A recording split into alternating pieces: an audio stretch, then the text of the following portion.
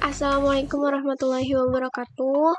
Kami dari kelompok 2, kelas 4C, mata kuliah Semantik, yang beranggotakan Aa Nur Setiawati, Asih Winarti, Feby Jolanda Olivia, Maharani Hussein, Nur Hasana, dan Regita Indah Cahyani akan mempresentasikan hasil diskusi kami mengenai medan makna. Baik, langsung saja kepada pengertian medan makna itu sendiri. Menurut Harimurti tahun 1982 menyatakan bahwa medan makna adalah bagian dari sistem semantik bahasa yang menggambarkan bagian dari bidang kebudayaan atau realitas alam semesta tertentu yang direalisasikan oleh seperangkat unsur leksikal yang maknanya berhubungan. Sebagai contoh dikemukakan nama-nama warna yang membentuk medan makna tertentu. Demikian juga dengan perabot rumah tangga, istilah pelayaran, istilah olahraga, istilah kekerabatan, istilah alat pertukangan, dan sebagainya. Dikutip dari Abdul Qair 1990 halaman 113-114. Golongan kata dalam medan makna. Golongan kata dalam medan makna terbagi menjadi dua golongan. Yang pertama ialah golongan kolokasi. Kolokasi mempunyai arti berada di tempat yang sama.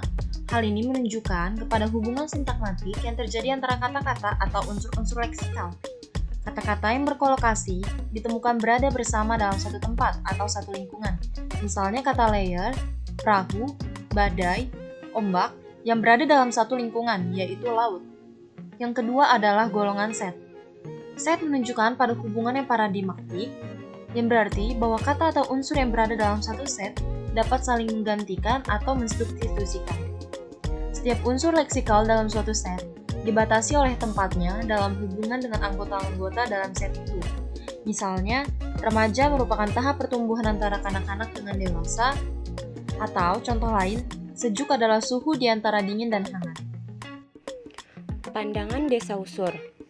Ferdinand de Saussure membedakan hubungan asosiatif ke dalam 4 kelompok, yaitu kesamaan formal dan semantik, similaritas semantik, similaritas sufiks umum biasa, dan similaritas kebetulan.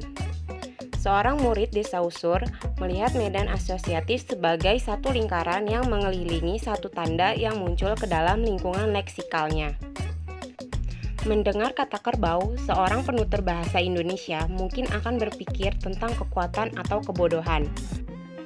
Maka, medan makna adalah satu jaringan asosiasi yang rumit berdasarkan pada similaritas atau kesamaan, kontak hubungan, dan hubungan asosiatif dengan penyebutan satu kata. Teori medan makna dari J. Trier. J. Trier mengatakan bahwa medan makna tersusun sebagai satu mosaik dan setiap makna akan selalu tercocokkan antar sesama medan, sehingga membentuk satu keutuhan bahasa yang tidak mengenal tumpang tindih. Contohnya, pandai, cerdik, bijak, terpelajar, berpengalaman, terdidik, cendekiawan. Contoh medan makna. Supir Metro Mini menginstruksikan kepada kernet agar meminta ongkos ke penumpang. Kita menemukan kata-kata supir, Metro Mini, kernet, dan penumpang yang merupakan kata-kata dalam satu lokasi, satu tempat, atau lingkungan yang sama, yang berkenaan dengan lingkungan darat dalam Metro Mini. Metro Mini merupakan perubahan makna akibat hubungan yang erat antara kata-kata yang terlibat dalam suatu lingkungan makna yang sama. Pengajaran kosakata melalui pendekatan teori medan makna.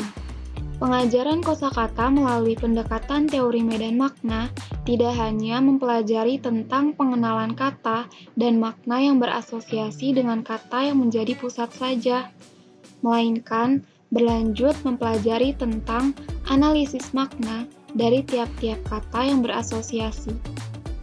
Melalui kegiatan analisis, siswa dilatih untuk lebih mencermati perbedaan makna dari tiap-tiap kata. Misalnya perbedaan kata melirik, mengintip, memandang, menatap, dan sejenisnya yang termasuk ke dalam medan makna dari kata melihat. Sebagai contoh, pengajaran kosakata tentang transportasi. Pengajaran kosakata tentang transportasi bisa diasosiasikan atau dihubungkan dengan berbagai macam, seperti jenis dan merek kendaraan, jalur yang dilewati, pengemudi, awak kendaraan dan para penumpang, peraturan lalu lintas dan petugasnya, dan sebagainya. Keuntungan dengan menerapkan teori medan makna ke pengajaran kosakata. Yang pertama, dapat memperluas wawasan siswa tentang suatu kata. Yang kedua, memperdalam pengertian siswa terhadap makna suatu kata. Yang ketiga, meningkatkan kecermatan siswa dalam pemilihan kata. Yang keempat, dapat meningkatkan kemampuan pengasosiasian kata. Yang kelima, dapat meningkatkan kemampuan berpikir kritis dan cermat. Yang keenam, dapat menjadikan pengajaran kosakata lebih bermakna dalam kehidupan dan lingkungannya. Terima kasih. Sekian presentasi dari kelompok kami. Kurang lebihnya mohon maaf.